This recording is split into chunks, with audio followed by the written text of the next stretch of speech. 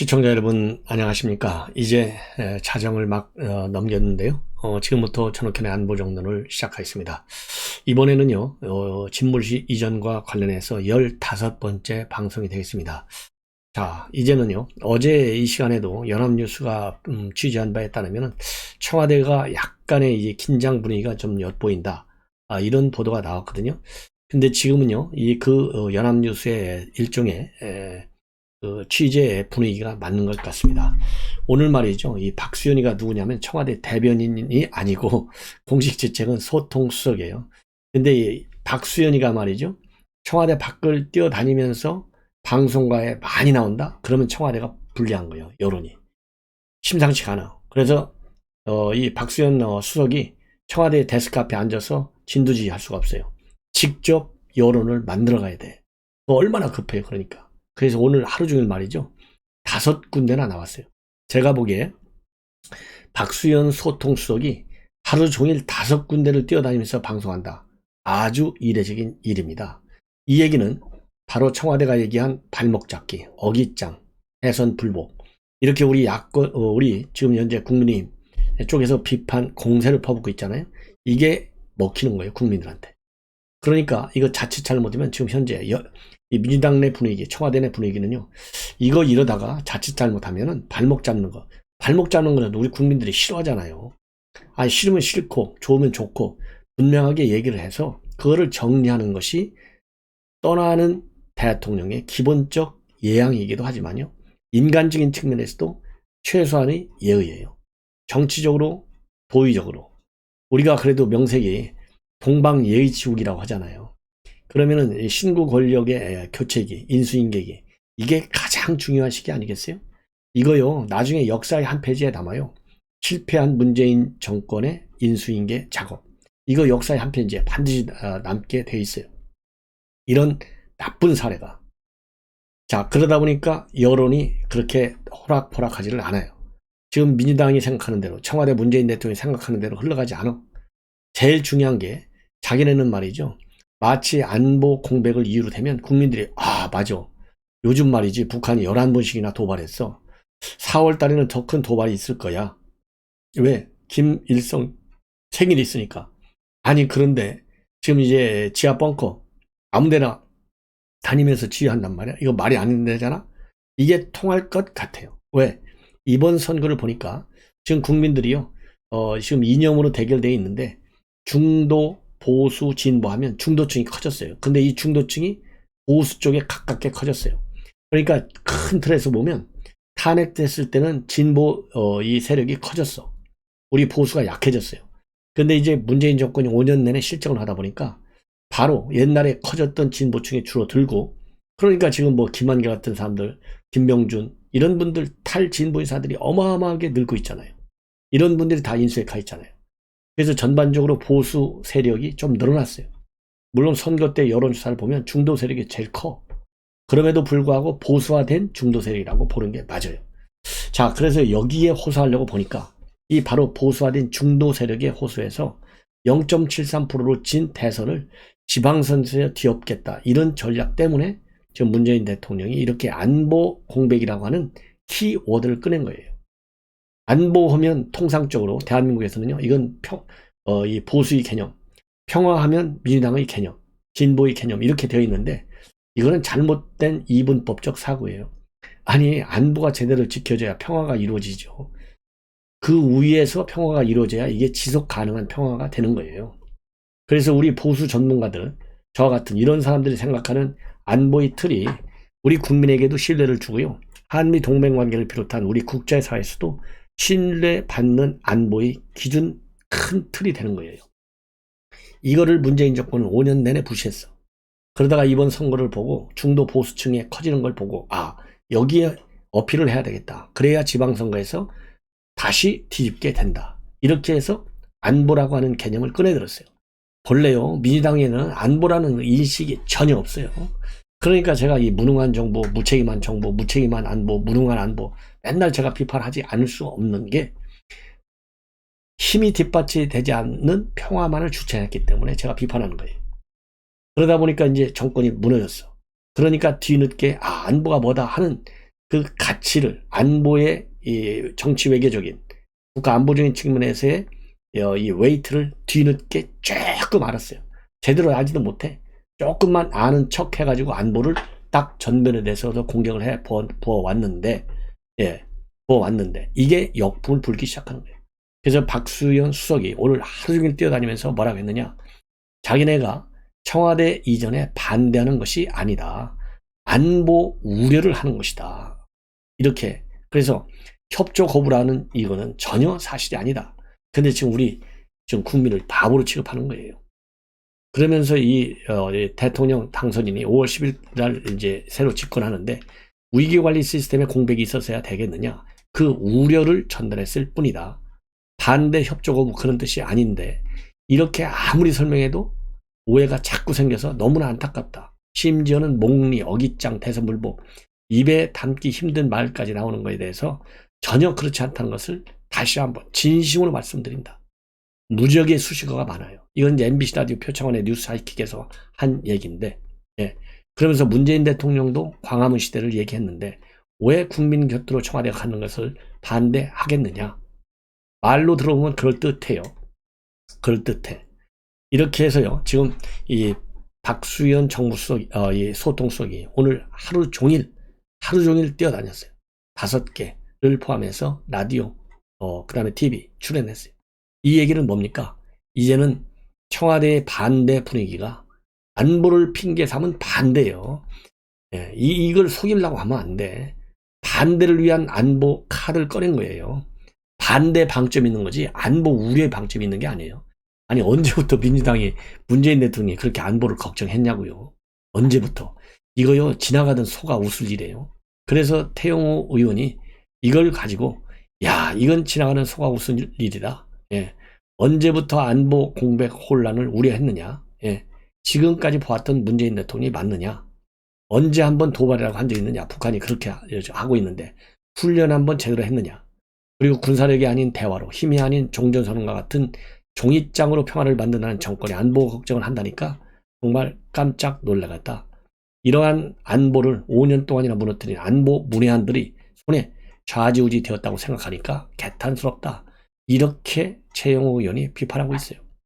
이렇게 안 먹히는 거야. 그래서 그러다 보니까 이제 민주당에서도요 굉장히 지방선거를 우려하는 역풍을 우려하는 이 소리가 일각에서 나오고 있다는 거예요. 대표적인 인사가 바로 친노 월로로 꼽히는 유인태 사무총장이에요. 어제도 한마디 하고 오늘도 한마디 하고 오늘은 이 우려를 하고 있어요. 이런 것이 신구 권력 간의 충돌로 비춰지는 거 이거 민심의 감점이 된다.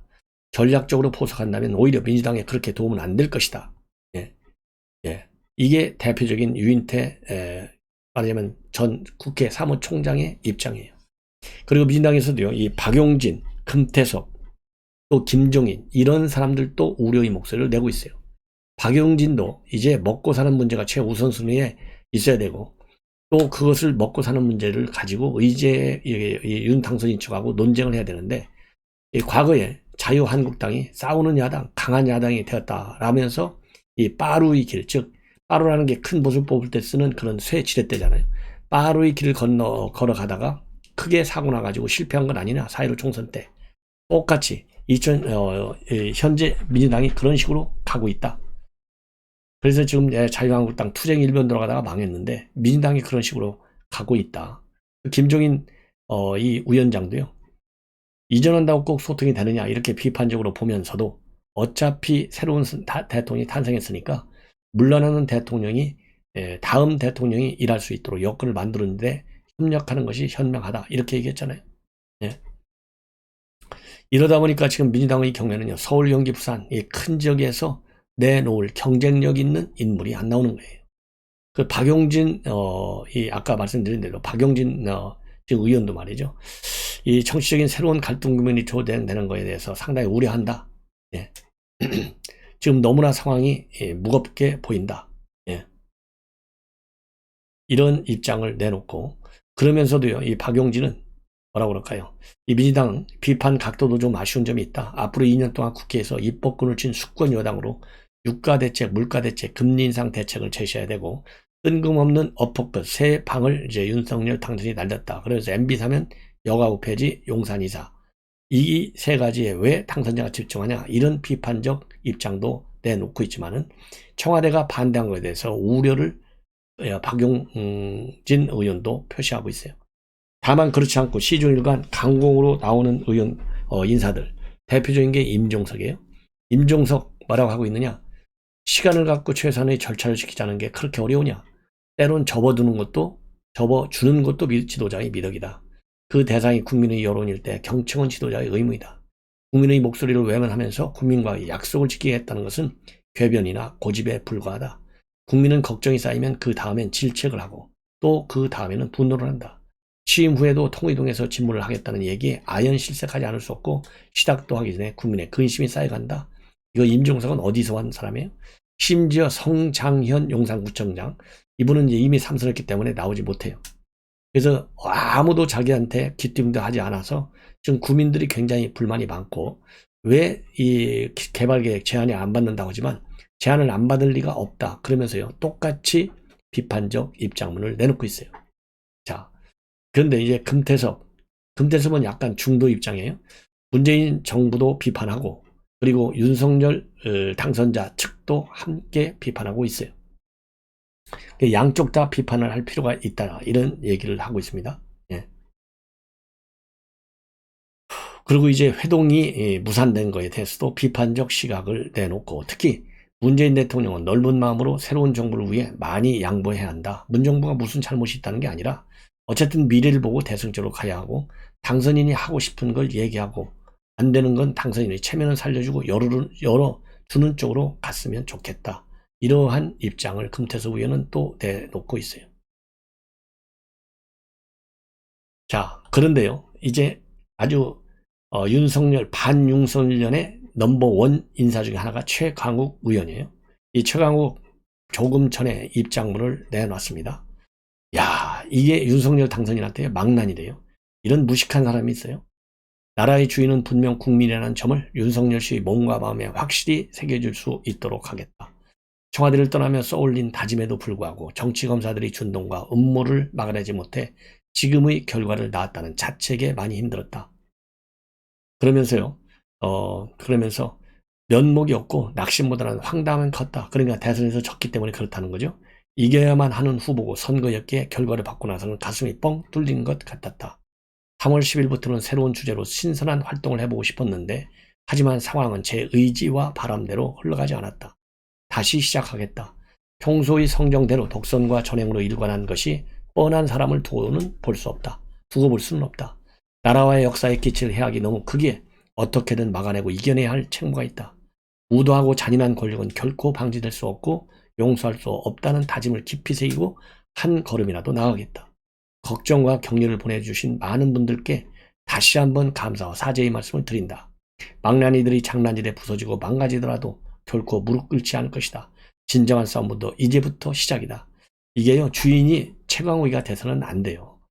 바로 최강욱의 이 언행을 본 정권 교체를 이룬 우리 국민들이 최강욱에 대해서 느끼는 그런 감정과 평가가 바로 최강욱이가 윤석열 당선인과 그리고 윤석열 이 정부를 지금 만들고 있는 인수위 의원들한테 보여주는 이 비판. 결국은 조국이요, 그 당시에 민간인으로 있으면서 정부 여당을 비판했던 것이 본인한테 다 부메랑 돼서 왔잖아요. 이게 최강욱한테도 부메랑 돼서 갈 것이다. 지금요, 이 최강욱이는 이미 1심에서 당선 무효형을 선고받은 사람이에요. 체르나이 사건과 관련된 허위사실 유포, 명예훼손과 관련해서. 이거 심각한 사람인 것 같아요. 자, 그래서 이제는 최강욱도 이런 사람이 설치면 좋아요. 추미애 때문에 윤석열 당선인이 태어난 거나 마찬가지잖아요. 추미애가 요즘 소리가 없어요. 근데 제가 추미애가 소리가 없다 그러면 꼭 그 다음날 추미애가 한마디 해요. 이제 추미애도 아마 문재인 대통령 다음으로 잠을 못 자는 사람일 거예요. 그래서 추미애도 이제 한마디 나올 때가 됐다. 꼭 심야에. 그런데 추미애한테 배웠는지 최강욱이도 지금 꼭 심야에 입장문을 내놓고 있어요. 자, 이러다 보니까 이제 우리 윤한홍 의원이요. 자, 이번에 이제 문재인 정부 협치가 도리 아니냐. 그런데 이 이전을 거부하는 걸 보고 깜짝 놀랐다. 지금 태스크포스 팀장을 맡고 있죠. 네, 깜짝 놀랐다. 그러면서요, 뭐 어느 정도는 그럴 수 있다라고도 생각을 했지만 실제로 또 그렇게 되고 보니까 정말 매우 놀랍다.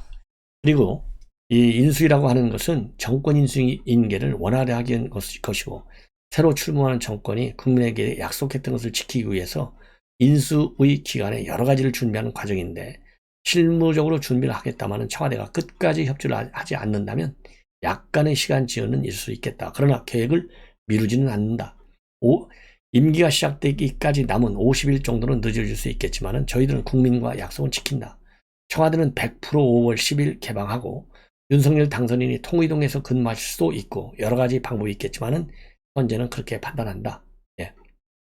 그리고 급하게 용산으로 이전하는 이 비판, 청와대를 들어가면 거기 권력이 취하고 그 공간적 구성이 제왕적 대통령 문화를 버릴 수 없도록 하는 구조가 된다. 예. 그러면서요, 청와대는 사실상 제왕적 대통령 문화의 상징이 아닌가. 윤석열 당선인 뿐만 아니라 수십 년 동안 거의 모든 대통령께서 그렇게 하시겠다고 공약을 했다. 문재인 대통령도 지난 대선에서 그렇게 하겠다고 공약하고 약속을 지키지 않으셨다. 그러면서요, 윤 당선인은 처음부터 청와대에 들어가지 않겠다고 국민들께 약속을 했고, 지금 이 정부가 협조해 준다면 전혀 어려운 일이 아니다. 그렇게 입장을 밝혔습니다. 네. 자, 그래서요, 이 청와대, 민주당, 이제 변화의 흐름이 눈에 띄기 시작했습니다. 이렇게 가면 지방선거 완전히 다시 한번 패배한다라는 그러한 저의 판단입니다. 그리고 유권자 여러분들께서도 정권 교체 가지고 중앙정권 하나만 바꿔가지고는요, 우리 윤석열 정권이 성공하기가 굉장히 어렵습니다. 왜냐하면 아직도 2년 동안을 민주당에게 여의도를 넘겨주고 있잖아요. 그래서 이번 지방 권력 반드시 교체해야 되겠다라는 판단이 듭니다. 시청자 여러분, 이것으로 제 방송을 마치겠습니다. 편안히 주무십시오.